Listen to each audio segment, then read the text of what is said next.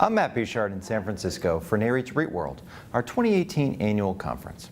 Joining me today is John Thomas, President and CEO of Physicians Realty Trust. John, thanks so much for joining us. Thank you. Now, on a recent earnings call, you said that medical office buildings continue to be the strongest performing class of real estate in all economic conditions.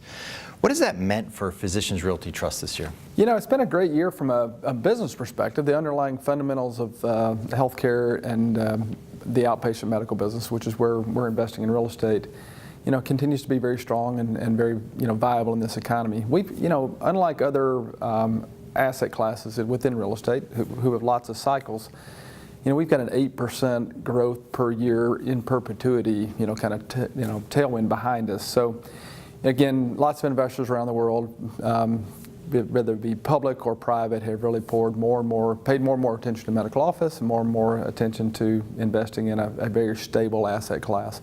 Next year, whether we buy another building or not, our FAD will grow 2 to 3%, just based on the underlying business in our buildings today.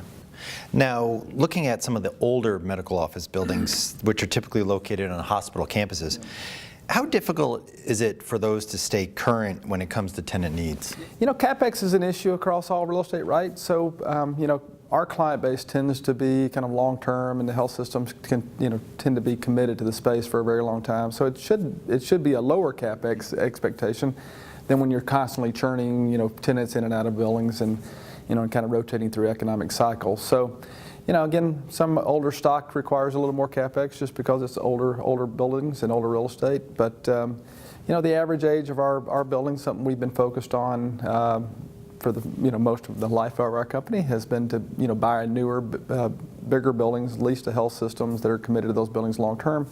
That should be lower CapEx expectations over time. But it's, something important to keep them current, keep them fresh, and keep them occupied.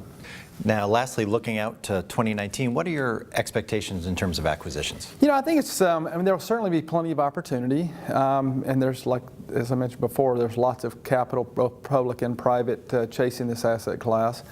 But health systems need to, continue to, recapitalize and position themselves for growth. There's a lot of consolidation in the healthcare world. With the new Congress that we have, there should be some kind of, we would hope some renewed, bipartisan efforts to improve the Affordable Care Act, and health systems will certainly want to take advantage of that.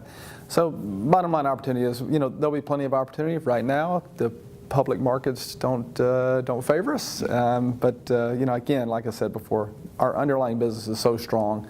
We think that'll improve, and then that'll open the door back up to some good external growth. Great. John, thank you so much for joining us. Thanks for having me.